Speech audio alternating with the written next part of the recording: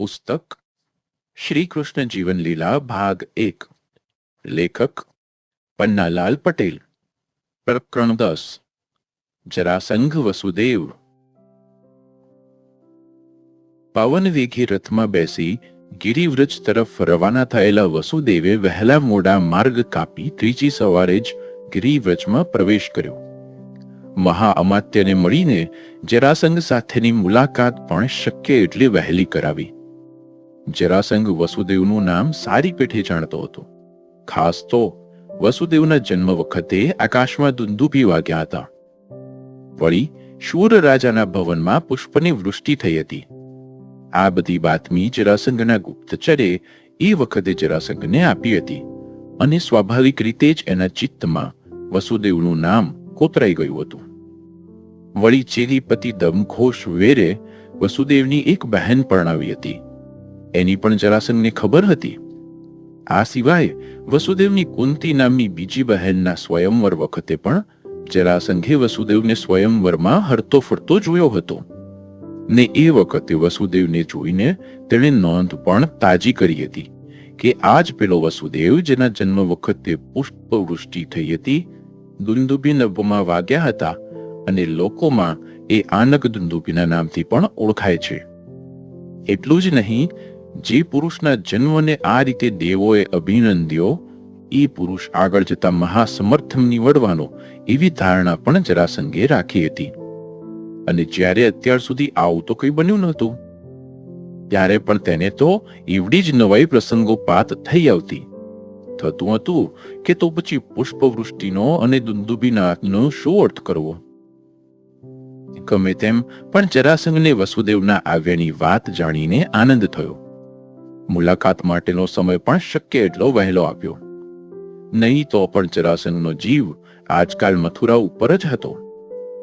ગઈ રાત્રે જ શીઘ્રગામી દૂતે કંસ તથા હંસના દ્વંદ્વ યુદ્ધની બાતમી આપતા કહ્યું હતું, કૃપાનાથ, મથુરાનો યુવરાજ કંસ અને આપણા સેનાપતિ હંસ બંને ગઈકાલના યુદ્ધે ચડ્યા છે. રાત્રે પણ યુદ્ધ ચાલુ હતું અને આજ સવારે હું નીકળ્યો એ વખતે પણ હું ચાલુ યુદ્ધે જ નીકળેલો છું. હે પૃથ્વીપતિ, હંસ તેમજ કંસ વચ્ચેનું આવું અઘોર યુદ્ધ એવું ચાલી રહ્યું છે કે કોઈથી ગાંજ્યો જાય તેમ લાગતું જ નથી.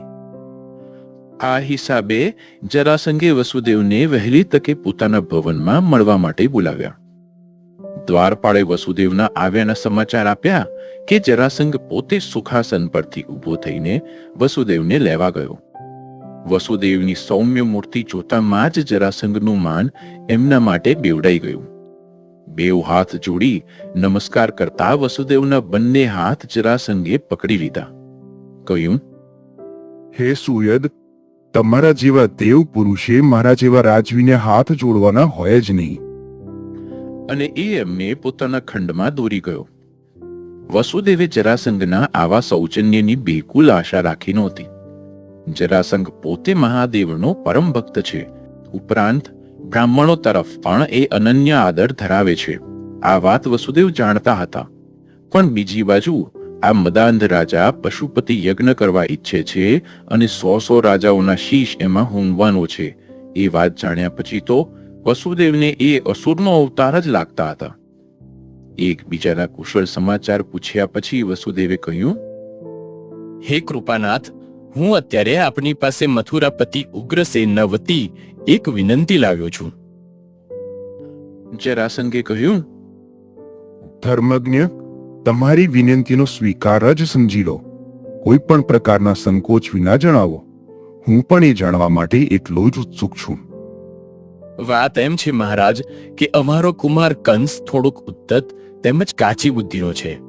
આપના તરફથી યમુના વિહારની વ્યવસ્થા માટે સેનાપતિ હંસ અત્યારે વૃંદાવનમાં આવેલા છે. તો કંસ અમારી ઉપરવટ થઈને આપની સેનાનો પ્રતિકાર કરે તો આપે અમને ક્ષમા કરવી ઘટે. જરાસંઘની આંખોમાં ગંભીરતા છવાઈ. પ્રશ્ન કર્યો, અમને એટલે કોને ધીમાન?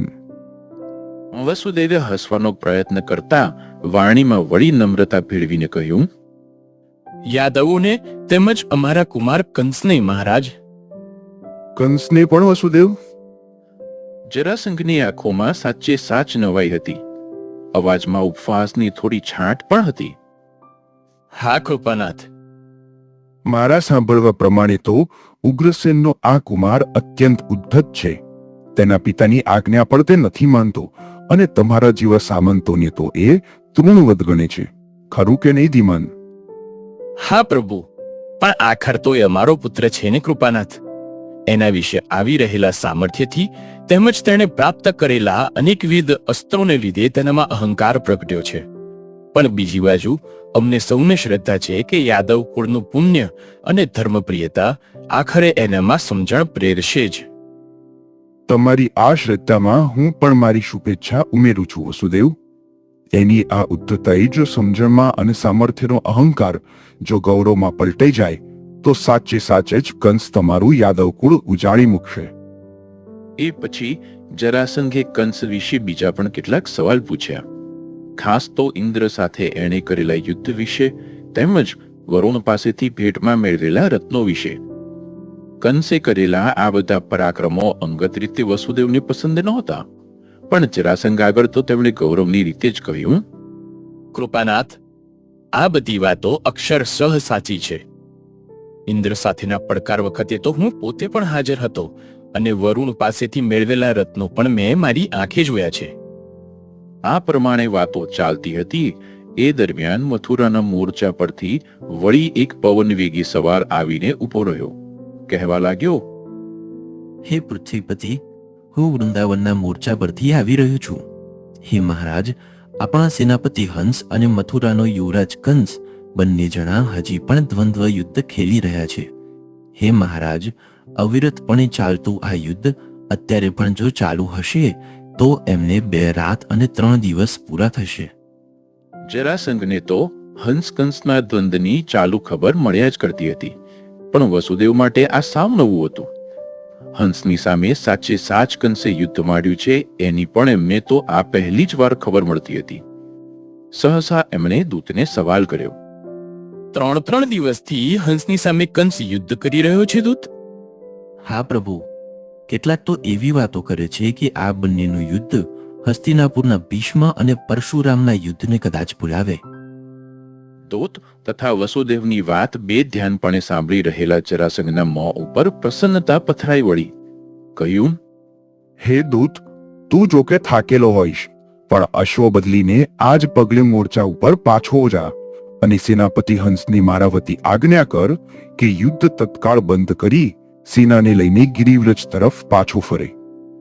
પ્રણામ કરીને દૂત ચાલતો થયો. વસુદેવ કંસનું આ સામર્થ્ય જોઈને એક તરફ ડઘાઈ રહ્યા તો બીજી તરફ જરાસંઘ વળી પ્રસન્ન વદન લાગતો હતો. વસુદેવ સાચે જ ચક્કરમાં પડી ગયા. ખુશ ખુશ બની રહેલા જરાસંઘે વસુદેવ સામે નજર નાખતા કહ્યું, હે વસુદેવ, મહાદેવ સરખા હંસની સામે આટલું લાંબુ યુદ્ધ કરનાર તમારા આ કુમારને હું સાચે જ અભિનંદુ છું. વસુદેવના મોં ઉપર આનંદ પથરાઈ વળ્યો. કૃપાનાથ, દૈવની ગતિ જ સમજાતી નથી. એક તરફ અમારા આ કુમારની ઉત્તતાઈ બદલ હું આપની પાસે ક્ષમા માંગવા આવ્યો હતો, ત્યાં તો જાણે કંસની આ ઉત્તતાઈએ આપ જેવાને પ્રસન્ન કરી મૂક્યા. જરાસંઘ અત્યારે બીજા કોઈ વિચારમાં હતો. વસુદેવને જવાબ આપ્યો તે પણ બેધ્યાનપણે. હે મહાત્મા, દૈવની ગતિ જ અકળ છે અને હું મહાદેવની કરુણા રૂપે જ લેખું છું. અને વળી પાછો એ વિચારમાં ઊંડો ઉતરી પડ્યો. વસુદેવે કહ્યું, મહારાજ, હું હવે આપની આજ્ઞા માંગીશ. આજે મને આપના માત્ર બાહ્ય દર્શન જ નહીં પણ સમુદ્ર સરખું આપનું અગાધ દિલ પણ જોવા મળ્યું. વસુદેવે હાથ જોડતા કહ્યું. સાચે સાચ હું કૃતાર્થ થયો. વિચારમાંથી જાગતો હોય તેમ જરાસંઘે કહ્યું, નહીં નહીં વસુદેવ, હજી તો મારે તમારી મહેમાન ગતિ પણ કરવાની છે. અને વાક્ય બદલતા મોખમ એવું હાસ્ય કરીને ઉમેર્યું, તમારા જેવો આનક દુંદુભી મારા આંગણે આવ્યો છે તો ખાલી હાથે ઓછો જશે. તેણે હાક પાડી. કોણ છે બહાર? દ્વારપાળ દાખલ થયો. હાથ જોડીને ઊભો રહ્યો. 2-5 પળના મૌન પછી જરાસંઘે કહ્યું, મહામાત્યને કહે કે મહાત્મા વસુદેવનો ઉતારો આપણા શિવ ભવનમાં બદલી દે.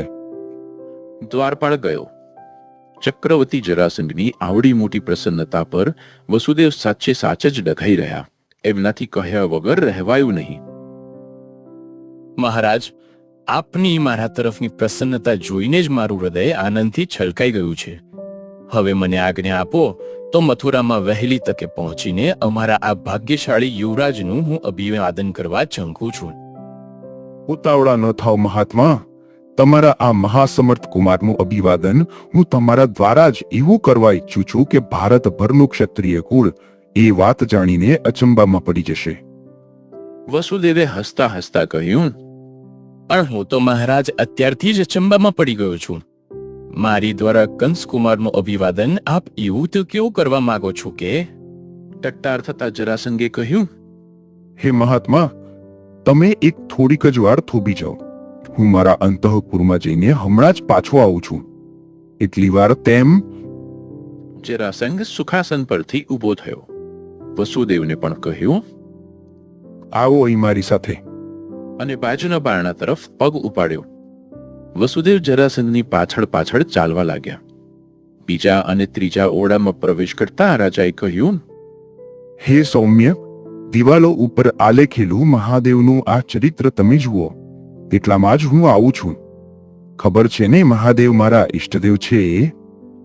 વસુદેવે કહ્યું, મહારાજ, આખું જગત જાણે છે તો મારાથી કેમ ઓછાનું હોય?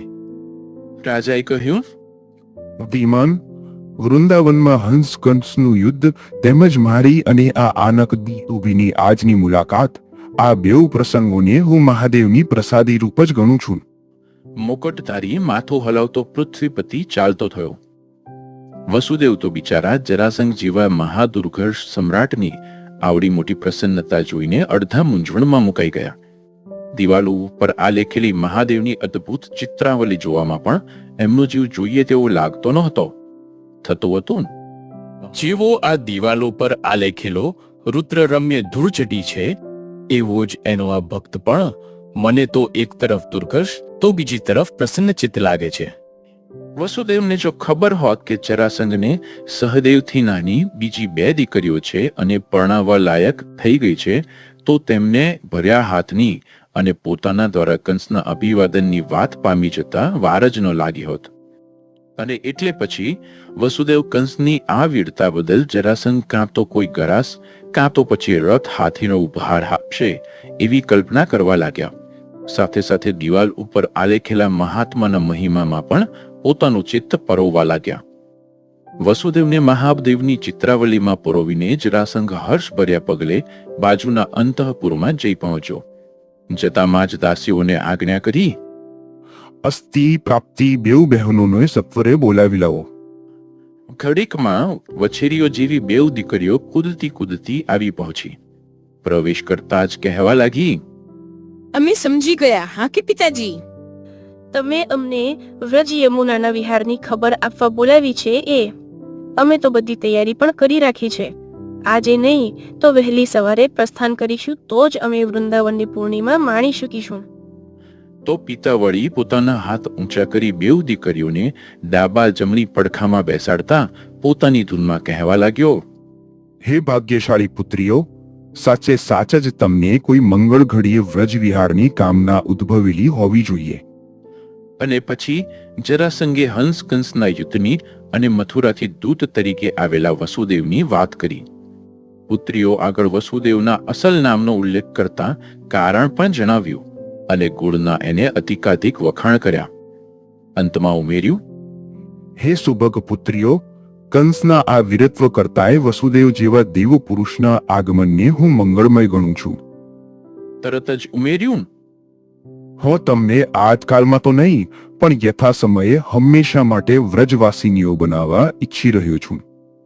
2 દીકરીઓના હરેની સરખા નયનોમાં એકવાર તો પ્રશ્નરૂપી ધુમ્મસ પથરાઈ વળ્યું અને જ્યારે પિતાની વાત સમજાઈ ત્યારે બંને જણાના સુંદર મોં પર શરમનું જાણે અષાઢી વાદળું ઉતરી પડ્યું. પિતાએ લાગલું ઉમેર્યું, મથુરાપુરીના મહાસમર્થ યુવરાજ કંસકુમાર સાથે હું તમારું વાગદાન અત્યારે જ કરવા માંગુ છું. 2 દીકરીઓ એકમેક સામે નજર નાખતી નયનોમાંના આનંદ ઉપર રીસનો બુરખો બુછાઈ દેતી હતી. પહેલી અસ્થિ અને એની પાછળ પ્રાપ્તિ એ બંને છણકા સાથે ઊભી થઈ ગઈ.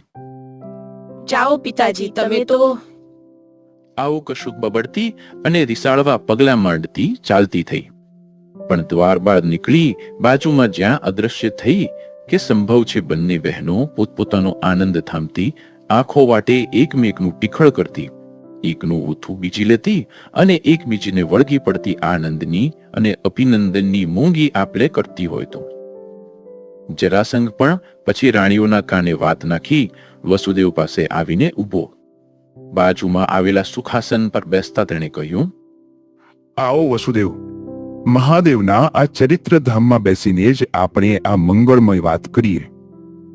વસુદેવે જરાસંઘની બાજુમાં સ્થાન લીધું. રાજાએ વાત ઉપાડતા કહ્યું, હે મહાત્મા, આજનો દિવસ રોકાઈ જાઓ.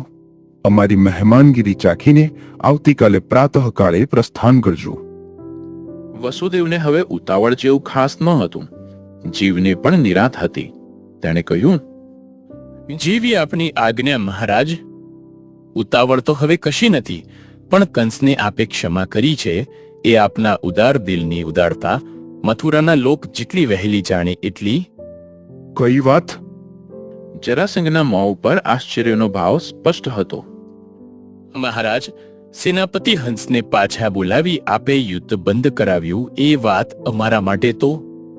જરાસંઘે ખુશ થતા વચ્ચેથી જ કહ્યું, હે મહાત્મા, નહીં તો પણ યુદ્ધ તો થવાનું જ નહોતું. વસુદેવના મોં ઉપર હજી પ્રશ્નાર્થ ભાવ જોઈને જરાસંઘને ખ્યાલ આવ્યો કે પોતે હજી મૂળ વાત તો કરી જ નથી અને એણે ગંભીરતાપૂર્વક હાથ જોડતા કહ્યું, હે સૌમ્ય, અસ્થિ અને પ્રાપ્તિ નામની મારી બે યુવાન દીકરીઓનું વાગદાન હું તમારા આ મહાસમર્થ યુવરાજ સાથે કરું છું. તમે એનો સ્વીકાર કરો. વસુદેવ તો હેપતાઈ જ ગયા. ભારતના ક્ષત્રિય કુળમાં યાદવ કુળ ભલે જાણીતું હતું, પણ ક્યાં આ મગધ દેશનો મહાસમ્રાટ જરાસંઘ અને ક્યાં મથુરા જેવા નાનકડા રાજનો આ યાદવ કુમાર. કૃતજ્ઞતાના ભાવ સાથે જરાસંઘના બંને હાથ પકડી લેતા એમણે કહ્યું, હે મહારાજ, તમે તો આજે કંસને અને યાદવ કુળને જ નહીં, મારા જેવા એક સામાન્ય સામંતને પણ ધન્ય ધન્ય કરી નાખ્યો. નહીં નહીં, હે સમર્થ, તમે સામાન્ય છો જ નહીં. અત્યાર સુધી મારા મનમાં પ્રશ્ન હતો કે જે મનુષ્યના જન્મ વખતે દેવોએ પુષ્પવૃષ્ટિ કરીને અને દુંદુભી વગાડીને આનંદ મનાવ્યો હતો, એ પુરુષ જગતમાં કેમ કશું પ્રકાશ્યું જ નહીં. ન તો એણે એવા મોટા યજ્ઞો કર્યા, ન એણે વિશ્વામિત્રની જેમ તપ કર્યું, કે એ એના ક્ષાત્રિય તેજમાં પણ કંઈ કહેતા કંઈ જ પ્રકાશ્યો નથી. અરે, પોતાના પિતા યાદવગણના રાજા હતા, છતાંય આનક દુંદુભી તો પોતાના આ વારસાથી વંચિત રહ્યો અને સામાન્ય એક સામંત રૂપે જ જીવી રહ્યો છે. તો પુષ્પવૃષ્ટિ અને દુંદુભીનો અર્થ શું હશે? પણ હે સુયદ, તમને આજે મળવાથી મને ખબર પડી કે તમે સાચે જ દેવપુરુષ છો. જરાસંઘ જેવા સમ્રાટના મોઢે પોતાના આ વખાણ સાંભળીને વસુદેવ ખરેખર મૂંઝવણમાં મુકાઈ ગયા. કહેવા લાગ્યા, નહીં નહીં મહારાજ, હું તો માત્ર મનુષ્યના ધર્મોને અનુસરનાર સામાન્ય એક સામંત જ છું. આપ મને વખાણો છો એ આપની વડાઈ છે હે પ્રભુ. જરાસંઘે વચ્ચે બોલતા કહ્યું, સૌમ્ય, હું તમારા વખાણ કરવા નથી કહેતો. હું તો તમને સમજવાનો પ્રયત્ન જ કરી રહ્યો છું. હે ધર્મજ્ઞ, મનુષ્ય જીવનનો સાર્થક્ય સામ્રાજ્ય સંપાદન કરવાથી, વીરતા દાખવવાથી કે અરે તપ કરવાથી પણ હું નથી માનતો કે સિદ્ધ થતું હોય. તમારા મોં ઉપર, બલકે સમગ્ર તમારા વ્યક્તિત્વમાં જે સૌમ્યતા છે, શાંતિ છે, વિનમ્રતા છે અને નિખાલસતા છે, એ બધું જોઈને સહેજે મને પ્રશ્ન થાય છે કે માણસને જીવનમાં આનાથી વિશેષ શું જોઈએ? હે ધર્મજ્ઞ, મેં ભલે અનેકાનેક વરદાનો, બળ અને સામર્થ્ય મેળવ્યા હોય, પણ આજે તમને જોઈને મને થાય છે કે મેં જો એ તપના અંતે મહાદેવ પાસેથી શાંતિ અને નિરઅહંકાર માંગ્યા હોત, તો મારા આ મનુષ્યના જીવનમાં એક ભારે કામ કર્યું હોત. વસુદેવને કહેવાનું મન થયું કે તમારું આ જ્ઞાન જો સાચું જ હશે તો હવે તમે મહારાજ પશુપતિ યજ્ઞ કરવાનું બંધ રાખીને અત્યારથી જ કામનાઓમાંથી મુક્ત થવાનો આરંભ કરશો. પણ વસુદેવની માણસના સ્મશાન વૈરાગ્યની ખબર હતી. હસીને તેમણે કહ્યું, કૃપાનાથ, મનુષ્ય માત્ર પોતાની પ્રકૃતિને અનુસરી રહ્યો છે. જગતમાં જો સર્વ મનુષ્યની એક જ પ્રકારની પ્રકૃતિ હોત તો ભગવાનની આ જીવન લીલા પણ પછી મર્યાદિત જ બની રહેત ને. દ્વારપાળે આવીને ખબર આપી. કૃપાનાથ, રાજપુરોહિત આવ્યા છે. જરાસંઘ ઊભો થયો. વસુદેવને કહ્યું, ચાલો ધીમાન, વાગદાનની વિધિ તેમજ તમારી સાથે રાજપુરોહિતને મોકલવાની વાત પણ અત્યારે તમારી હાજરીમાં જ વિચારી લઈએ. વસુદેવે જરાસંઘ પાછળ પગ ઉપાડ્યો. જતા જતા દિવાલો ઉપર પથરાઈ રહેલા મહાદેવના મહિમા ગાન પર દ્રષ્ટિપાત પણ કરી લીધો. કૃતજ્ઞતાથી ભર્યો ભર્યો.